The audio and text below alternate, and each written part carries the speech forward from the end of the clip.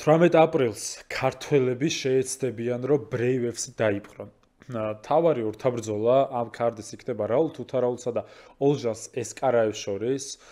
რაულ თუთარაულს, ვისაც გახსოვთ, ბრეივზე სატიტულო ორთაბრძოლა ჰქონდა რამდენიმე თვის წინ, სადაც რაულ თუთარაული უბრალოდ საჯმედ დაჩაგრეს. ძალიან მაგარი ბრძოლა ჩაატარა ულუს წინააღმდეგ, ჩემპიონის წინააღმდეგ და ძალიან ბევრი საზრით რაულმა მოიგო ეს ბრძოლა, თუმცა მსაჯების დამარცხება ძალიან რთული არის. კი, ახლო ბრძოლა იყო, მაგრამ ჩემი პირადი აზრით რაულმა საკმარისი გააკეთა იმისთვის, რომ ქამარი წამოიღო, ასე ვთქვათ. საჯებოს ესე არ ჯეროდათ, თუმცა ორგანიზაცია მაინც რაულს მისცა კიდევ ერთი შანსი და ამჯერად რაულ თუთარაული სატიტულოზე გამსვლელ ორთაბრძოლას მიიღებს ესკარაევის წინააღმდეგ. რაული ალბათ ყველა ქართველმა MMA-ის გულშემატკივარმა იცის. იგი ყველაზე, ასე ვთქვათ, გამოცდილი ქართველი მებრძოლია, რომელიც UFC-ს რიგებში არასდროს არ ყოფილა სამწუხაროდ.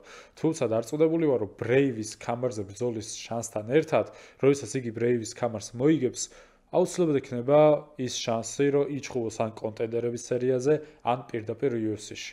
რაულს ძალიან გამოცდილი მებრძოლია KSW-ში, ACA-ში, MRC-ში, რავი, ძალიან ბევრ ორგანიზაციაში აქვს ჩატარებული ბრძოლები, მას შეუძლია როგორც დგომში ნებისმიერის გათიშვა, ასევე პარტერში ჭიდაობა და ნებისმიერის დასაბმითება, დახრჩობა და დარწმუნებული ვარ, რომ ამ ორთაბრძოლაშიც მოახერხებს და რაული ააფრიალებს ქართულ დროშას. მისი მეტოქის რეკორდი არის 16 მოგება და 7 მარცხი. 7 მარცხიდან მას აქვს 1 წაგება ნოკაუტით, 2 წაგება სამეშენით და 4 წაგება ქულებით. იქიდან გამომდინარე, რომ რაულსაც შეუძლია ფინიში, ვფიქრობ, რომ შესაძლებელია საბმიშენზე დაიჭიროს მისი მეტოქე, მაგრამ გააჩნია რა გეიმპლანი დგავა. რაულს აქვს იმის არსენალი, რომ თუნდაც ნოკაუტზე, თუნდაც საბმიშენზე, ან თუნდაც ქულებზე გაიწიოს, ასე რომ ძალიან საინტერესო თავარი ორთაბრძოლა იქნება ბრეივში. თუმცა რაულის გარდა რამდენიმე ქართველი იბრძოლებს. ბიძინა გავაშელს უნდა ეჩხუბა. ბიძინა გავაშელს როგორც ამ ქარდზე, ასევე წინა ბრეივის ქარდზეც უნდა ეჩხუბა. თუმცა ყველამ ვიცით, რომ ბიძინა უკვე ძალიან ელიტარულ ფორმაში არის, ძალიან მაგარი სახელები დაამარცხა, UFC-მდე რამდენიმე ნაბიჯიან, ერთი ნაბიჯი აშორებს და არავის არ უნდა ბიძინასთან ჩხუბი. დადის ჭორები იმის შესახებ, რომ მისი მეტოქე კვლავ ამოვარდა, რამდენიმეჯერ ამოვარდა უკვე მას მეტოქე, წინა ივენტზეც საბრძოლო კვირაში ჩაიხსნა მეტოქე და ბიძინა ბრძოლის გარეშე დარჩა.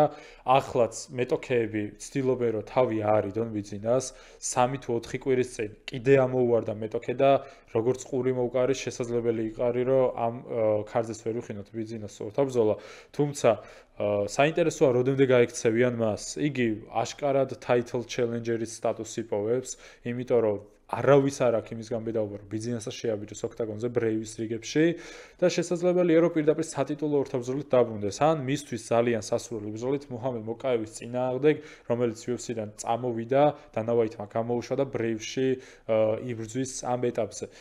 ნახოთ რა იქნება, თუმცა ნათელია, რომ ბიძინასთვის მომავალი ძალიან ბევრი კარიერა ღია მისთვის, იმიტომ რომ ყველა აცნობიერებს თუ როგორი საშიში დონის მებრძოლია იგი.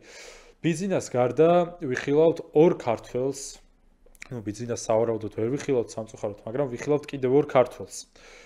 ორივე ბათუმიდან ძალიან მაგარი ბიჭები, ამომავალი ვარსკვლავები, პირდაპირ მომამას დავით ლორთქიფანიძე, რომელიც ანგარიშზე 5 მოგება და არც ერთი მარცხი არის. დავით ლორთქიფანიძე წარმოადგენს ბათუმის საბრძოლო აკადემიას. ხვიჩა ქორიძეა თავარი ტრენერი მათი და ხვიჩა ქორიძისა და ბათუმის საბრძოლო აკადემიის ხელწერა არის მათი რაღაც სასწაული ჭიდაობა და გრეპლინგი. აუტანელი წნეხი. ზუსტად ჩინეთში ბათუმის საბრძოლო აკადემიის ორმა მებრძოლმა რუსლან ბოლქაძემ და გოჩა შაინიძემ მოახერხეს და ძალიან დომინანტური გამარჯვებები მოიპოვეს რამდენიმე თვის წინ.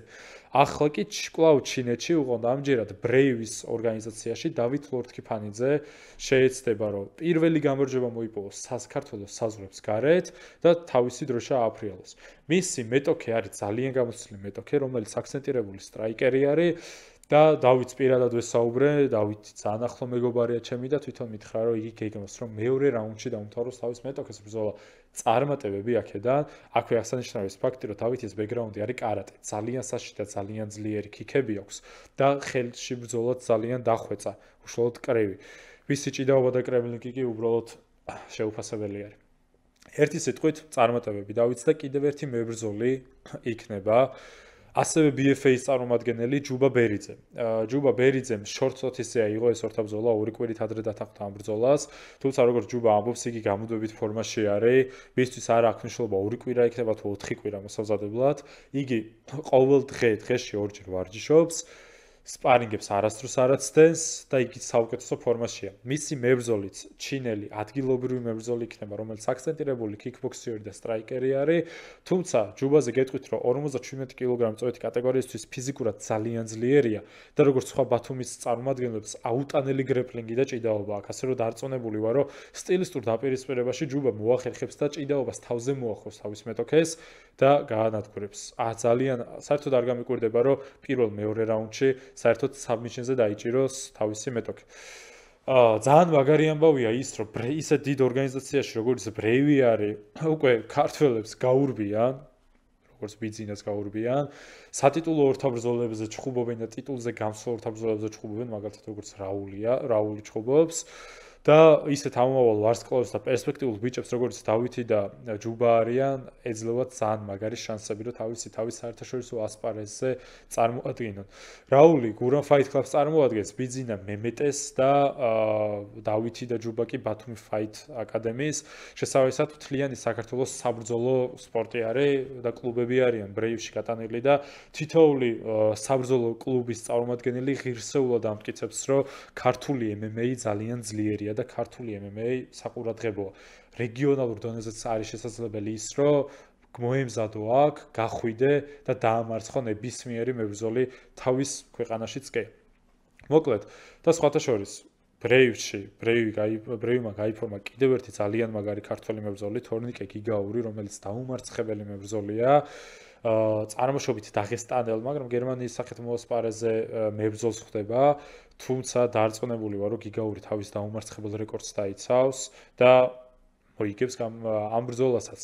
როგორც კი უფრო ახლოს მოახლოვდება თორნიკეს ბრძოლა, ამ ბრძოლაზე დეტალურ ანალიზს გავაკეთებ, მანამდე კი უნდა Google-ს შემოткиროთ 18 აპრილს ჩვენებურ მებრძოლებს, რათა მათ შეძუნდა ღირსეულად ააფრიალონ საქართველოს დროშა საქართველოს საზღვრებს გარეთ. არ დაგავიწყოთ, რომ გამოიწეროთ Soza Fight Corner-ი, როგორც YouTube-ზე, ასევე TikTok-ზე, სადაც ძალიან ბევრ ვიდეოს ვსდებ ყოველდღიურად და რა თქმა უნდა, Soza Fight Corner-ი ეს არის ლაგაზეტას პროდუქტი და გამოიწერეთ ლაგაზეტას YouTube არხი და Facebook-ი, სადაც ძალიან ბევრ ანალიტიკურ სტატიებს ვსდებ ბრძოლებზე. აბა დროებით.